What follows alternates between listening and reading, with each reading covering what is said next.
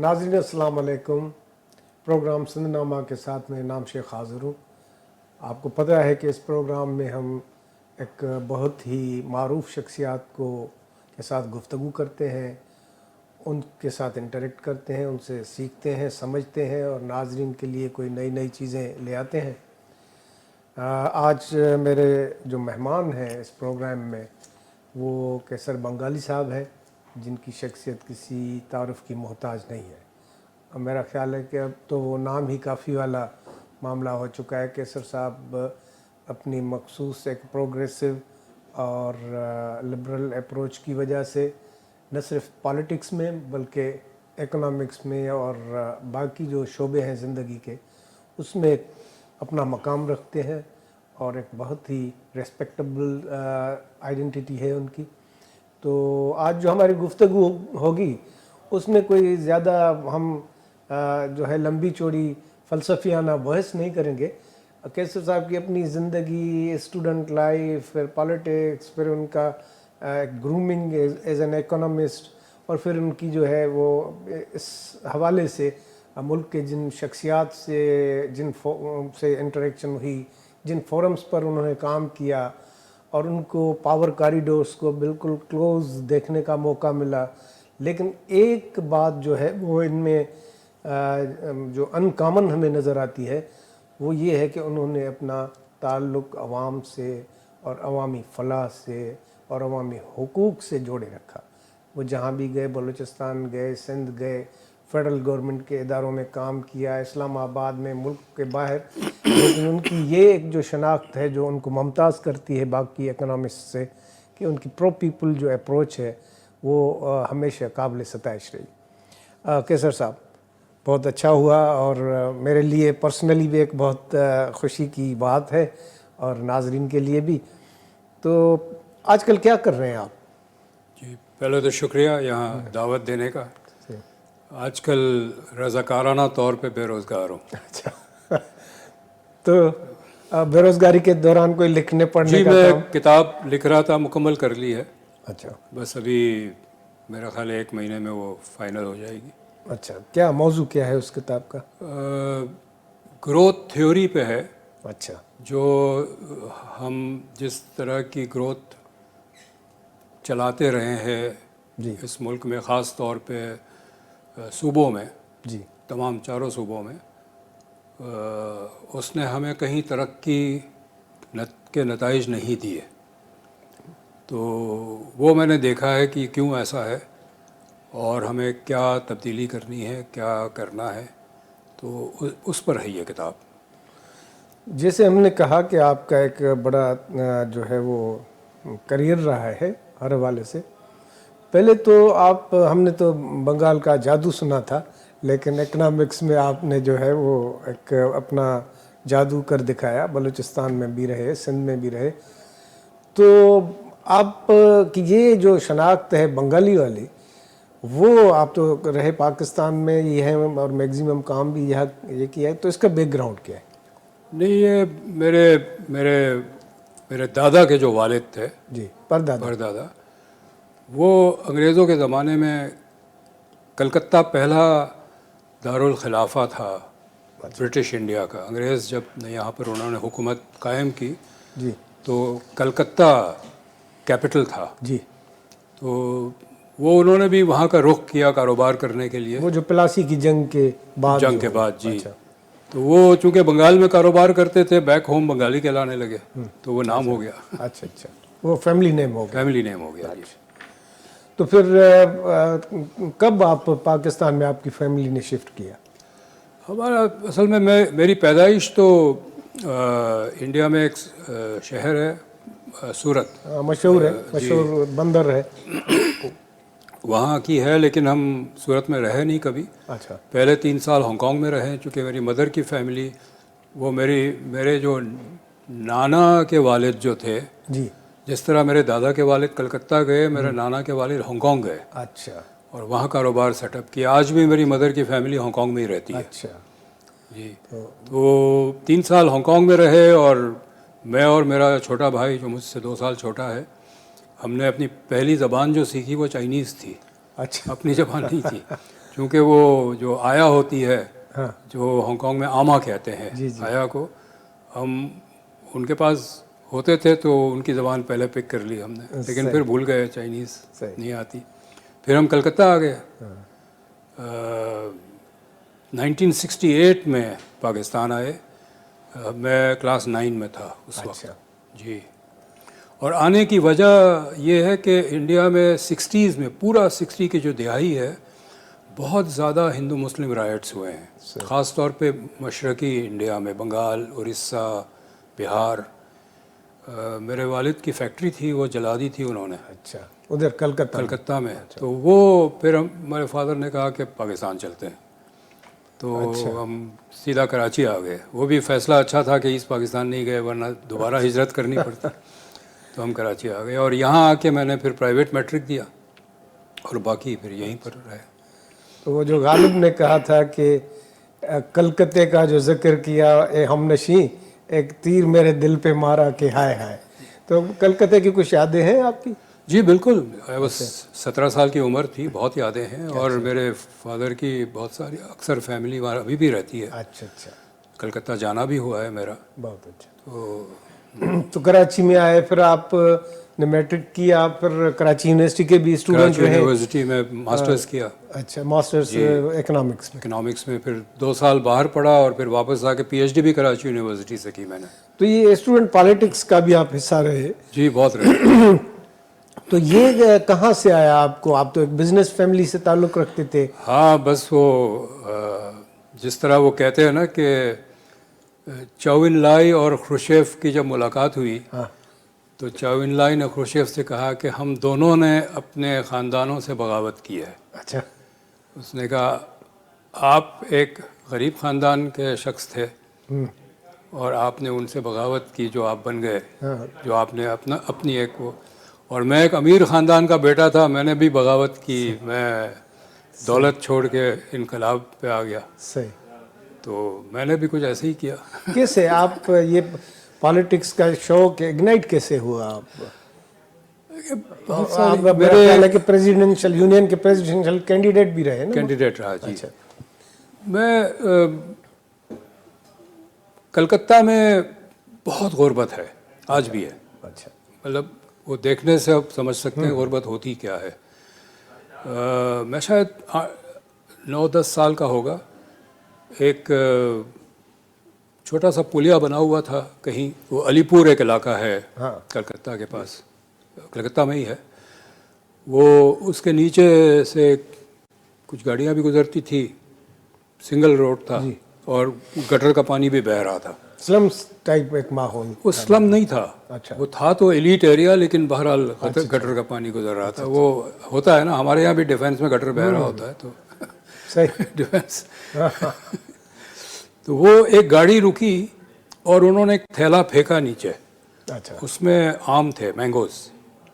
تھیلا پھٹ گیا اور آم سارے بکھر گئے. وہ سڑے ہوئے آم تھے، کالے کالے ہو گئے تھے.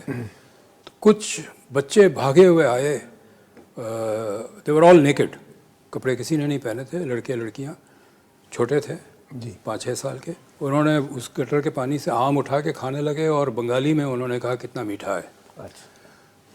اس طرح سڑے ہوئے آم تھے، اس طرح کی تھی. تو میں ہر وقت پوچھتا تھا کہ یہ غریب کیوں ہے.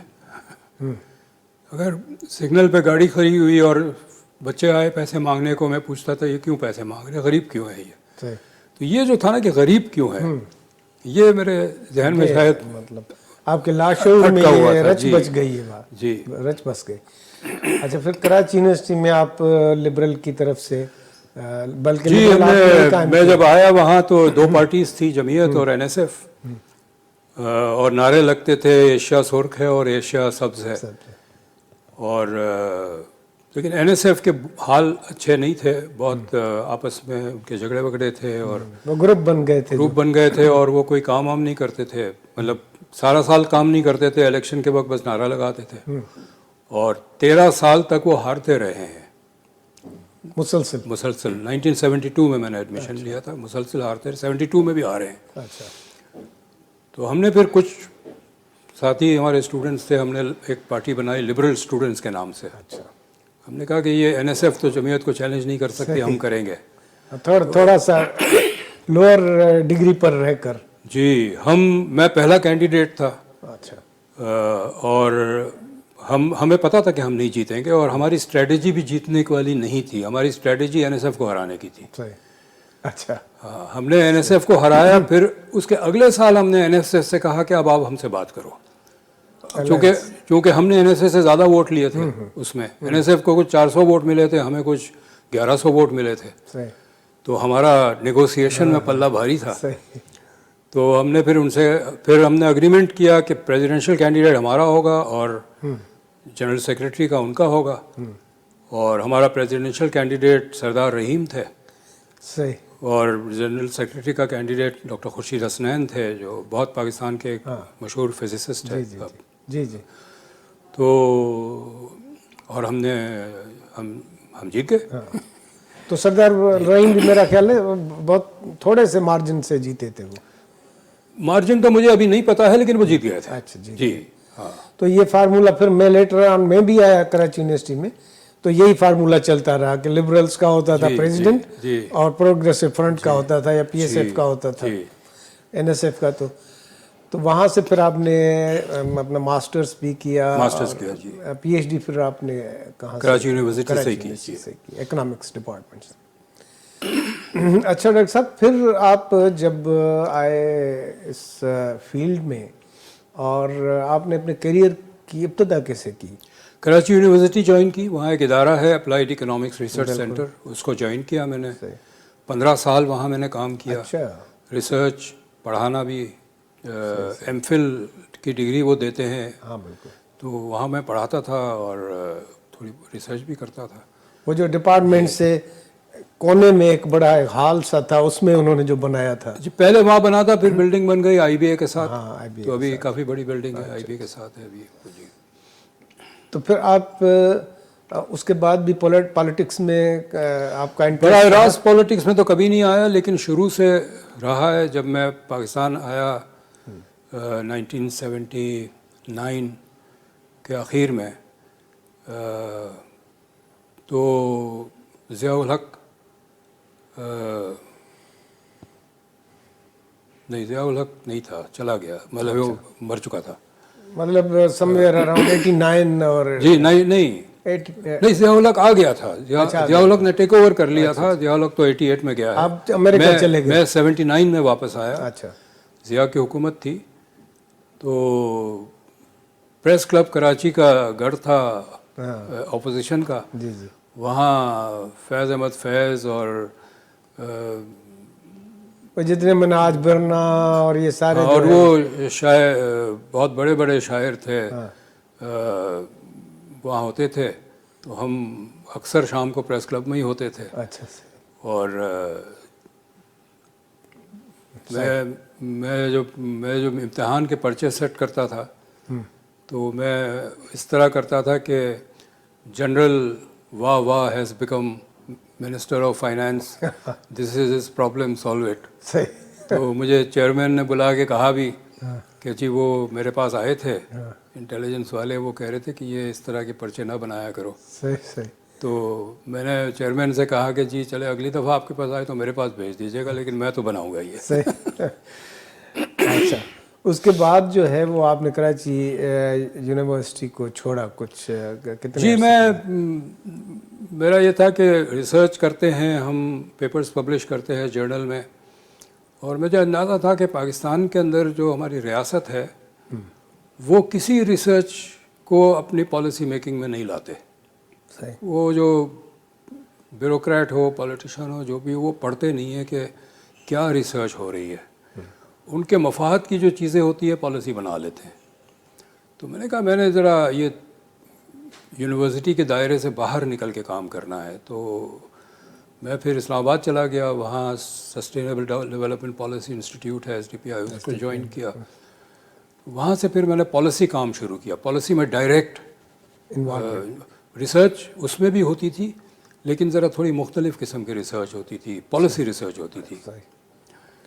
تو وہ میں نے کیا. اس میں پھر ونس آئی کیم, اس میں موقع بھی ملا مجھے پھر یہاں NFC کا ممبر بنا دیا گیا، پھر ایڈوائزر ٹو چیف منسٹر یہاں بن گیا میں، پھر بلوچستان میں چیف منسٹر کے ساتھ 3 سال میں نے کام کیا. یہ تو یہ تو آپ کی شخصیت میں ایک یونیک کمبینیشن ہوا پالیٹکس کا اور اکنامکس کا، جی اور یہ ساتھ ساتھ چلتے رہے بعد میں. تو آپ نے کیا انیشلی جب آپ اس فیلڈ میں آئے، جب آپ نے پریکٹیکلی پالیسی ایشوز کو جو ہے وہ سمجھنا شروع کیا، تو پاکستان کی جو پولیٹیکل اکانومی ہے اس کے متعلق آپ کے ابتدائی خیالات کس قسم کے تھے؟ ناہمواری. پاکستان کی معیشت بہت ناہموار، امیر انتہائی امیر اور غریب بہت زیادہ تعداد میں. یہ میرے لیے بڑا تکلیف دہ تھا، آج بھی ہے. جب میں اپنے کچھ امیر دوستوں کے ساتھ بیٹھتا ہوں اور ان کی باتیں سنتا ہوں مجھے تکلیف ہوتی ہے. ایک محفل میں ہم بیٹھے ہوئے تھے، وہاں ان کی سب کی بیگمات بھی تھی. صحیح. تو 4-5 بیگمات نے ایک نے کہا کہ بہت دن سے دبئی نہیں گئے. اچھا. تو انہوں نے دبئی کا پلان بنا لیا، صبح کی فلائٹ لی، ایئرپورٹ سے گاڑی رینٹ کی، تھوڑے شاپنگ وغیرہ کی. وہ وہاں بالکل فرنٹ کے اوپر ایک شیرٹن ہوٹل ہے وہاں پر واٹر فرنٹ پہ دبئی میں، وہاں انہوں نے لنچ کیا، پھر کچھ اور ادھر ادھر کہیں گئے، شام کی فلائٹ سے واپس آ گئے. اچھا. اور میرا خیال ہے یہ بہت پرانی بات ہے، کوئی 20 سال پرانی بات ہے. اچھا. وہ لاکھ روپے تو خرچ کر دیا ہوگا ایسے ہی بیٹھے بیٹھے. چلو، آج کے 30-40 اور ایسے بھی خاندان اس وقت بھی تھے جو مطلب میرے ہی دفتر میں، یہ بھی اسی وقت کی بات ہے، ایک میں یہاں تھا کراچی میں، ہمارا دفتر کا ایک چھوٹا سا آفس اسلام آباد میں بھی تھا. وہاں ایک مینیجر تھا. میں اسلام آباد میں اس دفتر میں بیٹھا تھا، وہ مینیجر کو فون آیا، فون پہ بات کی، پھر تھوڑا پریشان نظر آیا. میں نے کہا کیا ہو گیا؟ کہتے جی وہ بیگم کا فون تھا، وہ کہہ رہے کچھ مہمان آ گئے ہیں تو لیتے آنا کچھ سنیکس. تو میرے پاس تو بالکل پیسے نہیں ہیں، اور یہ مہینے کی 25 تاریخ تھی. صحیح. اب اس کی تنخواہ اس وقت بھی 1.5 لاکھ روپے تھی. اچھا. 20 سال پہلے صحیح. 1.5 لاکھ روپے ہونے کے باوجود بھی مہینے کے آخر میں اس کے پاس اتنے پیسے نہیں تھے کہ وہ گھر کچھ لے کر جائے. یہ مڈل کلاس کی حالت تھی. غریبوں کا تو بہت ہی برا حال، اب اور بھی برا حال ہو گیا ہے. تو یہ میرے لیے ہمیشہ یہ تکلیف دہ بات رہی ہے کہ اتنی زیادہ غربت ہے. لوگ بالکل. میں نے جب سروے شروع کیا، میری بہت ساری ریسرچ غربت کے حوالے سے، ہم گھروں میں جا کے سروے کرتے تھے. ایک گھر میں گیا تھا تو 3 اس کے بیٹے تھے. جو سب سے چھوٹا بیٹا تھا اس کے چہرے پہ بہت سارے زخم، چھوٹے چھوٹے زخم تھے. میں نے پوچھا اس کو کیا ہو گیا؟ تو اس کی ماں نے کہا کہ اس نے بڑے والے نے مارا ہے اس کو. اچھا.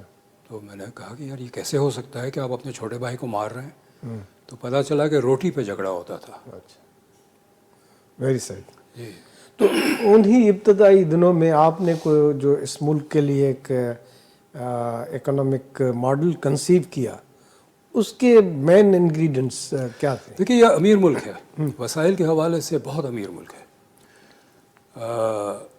جو آبادی ہماری ہے اور جو علاقہ ہے اس کے حوالے سے ہم ہندوستان سے بھی زیادہ امیر ہے.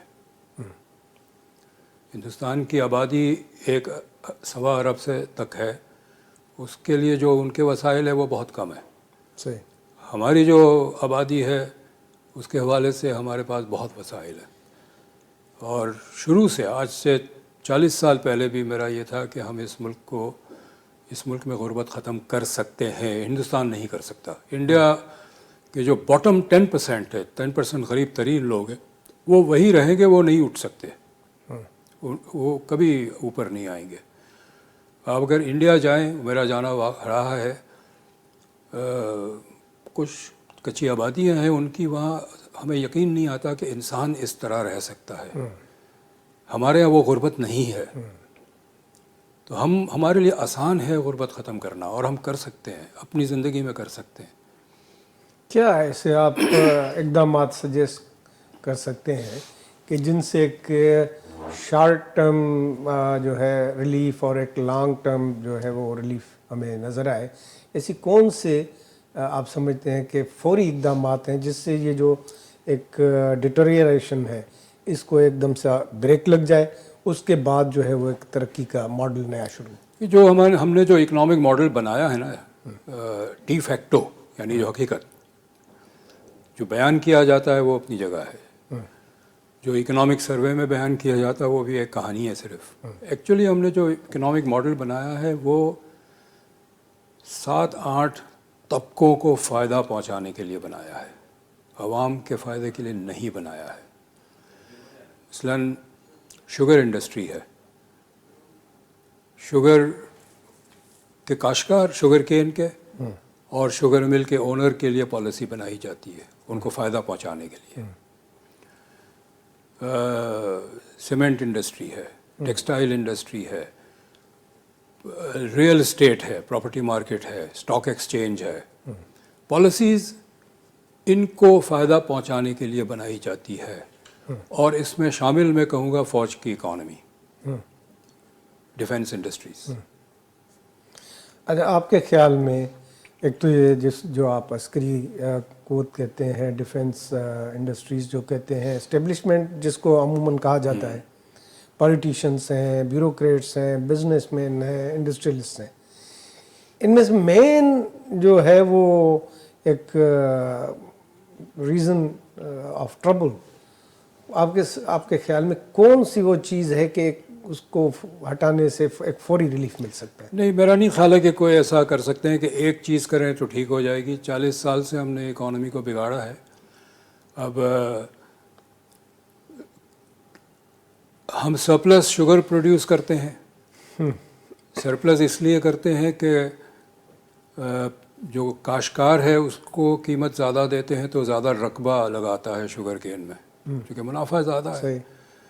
وہ زیادہ رقبہ دلاتا ہے تو شوگر کین زیادہ پیدا ہوتا ہے تو شوگر زیادہ پروڈیوس ہوتی ہے. ہر 2 سال کے تقریباً بعد شوگر مل والے کہتے ہیں کہ جی پچھلے سال کی چینی ہمارے گودام میں ہے تو اس سال ہم نہیں خریدیں گے گنا. کاشتکار روتا ہے کہ گنا نہیں خریدیں گے تو ہم تو مارے جائیں گے. تو حکومت میٹنگ کال کرتی ہے اور مل اونر کہتے ہیں کہ جی ہم تو نہیں خرید سکتے، ہمارا گودام فل نہیں ہے، ہمیں ایکسپورٹ کی اجازت دیں.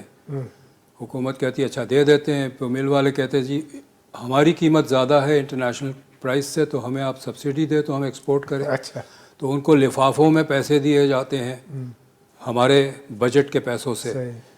تو یہ ایک تو اسکینڈل ہے، ریکٹ ہے. یہ ہر دوسرے سال ایسا ہوتا ہے. اس سال بھی ہوا. جیسے پاور کمپنیز کو دے رہے ہیں. پاور کمپنیز کے ساتھ انہوں نے کیا. اچھا، پاور کمپنی کا تو یہ ہے کہ میں 2001 میں اپوائنٹ ہوا تھا managing director social policy development centre, اور اس وقت سے ہماری رپورٹس ہیں، حکومت کے ڈیٹا کو لے کے انالائز کر کے ہم رپورٹ بناتے تھے کہ یہ پالیسی ڈیزاسٹر ہے، یہ نہ کریں. اور پھر بھی انہوں نے کیا. اچھا، یہ تو میرا خیال ہے تھا شروع تو محترمہ کے دور سے ہوا تھا. جی وہ ایک بالکل ان کے دور سے شروع ہوا تھا. اور اس وقت ان کی لاجک یہ تھی کہ جو ضیاء کے 11 سال ہے اس میں پاور میں کوئی انویسٹمنٹ نہیں ہوئی ہے، بہت زبردست پاور شارٹیج آئے گا. کالا باغ ڈیم کا ڈیبیٹ چل رہا تھا. کالا باغ ڈیم اگر اس وقت طے بھی ہو جاتا کہ بنانا ہے تو اس کو 15 سال لگتے ہیں ڈیم کو تیار ہونے میں. اس دوران پاور کہاں سے آئے گا؟ تو ایک ایمرجنسی میجر تھا کہ یہ آئی پی پیز، چونکہ یہ جو پاور پلانٹس ہیں یہ 2.5 سال میں لگ جاتے ہیں، تو یہ لگا دیں گے تو ہم پاور پروڈیوس کرنا شروع کریں گے. اچھا، اس وقت یہ بھی ڈیبیٹ ہو رہی تھی انڈیا میں، اس وقت بہت زبردست پاور شارٹیج تھی. اچھا، انڈیا میں، اور میں نے ایکسپیرینس کیا. میں اسی دوران کلکتہ گیا ہوا تھا. اچھا، تو وہاں جس گھر میں ہم شام کو ملاقات کرنے جاتے تھے، ہمارے بہت سارے رشتہ دار وغیرہ تھے، ان کے گھر بتی نہیں ہوتی تھی، موم بتی میں ہم باتیں کرتے تھے. اچھا، تو انڈیا میں بڑی شارٹیج تھی. تو یہ تھا کہ ہم یہ پاور پروڈیوس کریں گے. اور 1988 میں محترمہ نے تھر کا پروجیکٹ شروع کر دیا تھا. صحیح. اور یہ تھا کہ یہاں کا پاور جو ہے ہم انڈیا کو بیچیں گے، اور جو 8 سینٹ کا ریٹ لگایا تھا وہ ہم ریکور کر لیں گے انڈیا کو بیچ کے. صحیح. وہ جو آئی پی پیز کو دیا تھا. آئی پی پیز کو دیا تھا. تو اس وقت ذہن میں یہ تھا کہ آئی پی پیز جو پاور پروڈیوس کرے گی اس کو ہم انڈیا کے ساتھ انڈیا کو بیچیں گے تو ہم اپنی کاسٹ ریکور کر لیں وہ گے, جو لاس ہے وہ وہاں سے ریکور کر لیں گے.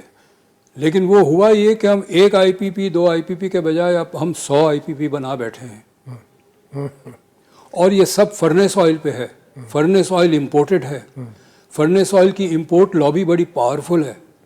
اسی امپورٹ لابی نے 20 سال تھر کو نہیں ڈیولپ ہونے دیا, کیونکہ تھر ڈیولپ ہوتا تو ان کی فرنیس آئل امپورٹ نہیں ہوتی تو ان کے پیسے کیسے بچتے.